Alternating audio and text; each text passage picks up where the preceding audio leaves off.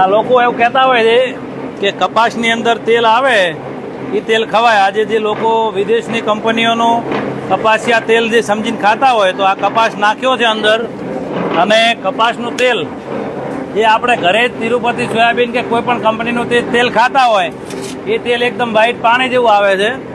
અને આ કપાસ જે કરે છે, જુઓ આ કલર બતાવે ભાઈ, આ કંકુ જેવો કલર આ કપાસનું કાયદેસર પશુઓ માટે છે.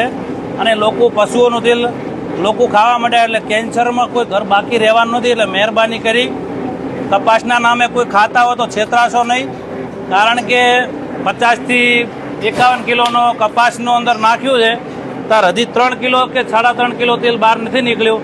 કપાસની અંદર 10% તેલ આવે છે, એટલે 20 કિલોની અંદર 2 કિલો તેલ નીકળતું હોય તો આપણને જે 1500માં અને 1600માં જે કપાસિયાના નામે જે ડબ્બા વાપરતા હોય તો એ બધું તમામ વિદેશથી મલેશિયાથી પામ તેલ આવે છે. એટલે કપાસિયા સમજીને કોઈ ખાશો નહીં, કારણ કે ઉપરથી અધિકારીઓ બધા જૂઠ બોલી અને વેપાર કરે છે. મહેરબાની કરી શાંતિથી જીવવું હોય તો પોતાનો રાયડો, પોતાનો સરસવ, આ છે સરસવ, આ સરસવની અંદર 40% તેલ નીકળે છે. તો છતાંય 2800 રૂપિયામાં 15 કિલોનો ડબ્બો પડતો હોય, એના 1600 રૂપિયામાં કપાસિયાના નામે જે ઉલ્લુ બનાવતા હોય તો હજી સાવચેતીથી જીવનમાં સુખી થવું હોય તો બદલાવ લાવી દેજો, નહીતર કેન્સરના ભરડામાં કોઈને બાકી રહેવાનું નથી. સરકારે ઉપરથી તમામ વેપારીઓને ભેળસેળ અને ભ્રષ્ટાચાર આપી દીધો છે.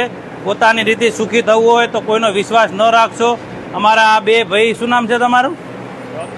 આ રોમજીભાઈ. તમારું નામ? દિલીપભાઈ. આ દિલીપભાઈ અને રોમજીભાઈ છે, લવાણાથી આવ્યા છે. એમને ખુદને સારું જીવન જીવવું છે તો એમના માટે 2 કલાક બગાડી જોડે રહી અને સરસવનું તેલ આજે કાચી ઘોણીમાં જે જોડે રહીને ખાશે એ જ સુખી થવાના છે. એટલે મહેરબાની કરી કોઈ વેપારીનો વિશ્વાસ ના રાખશો.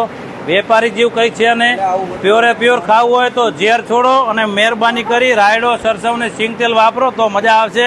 જય સિયારામ, જય ભગવાન.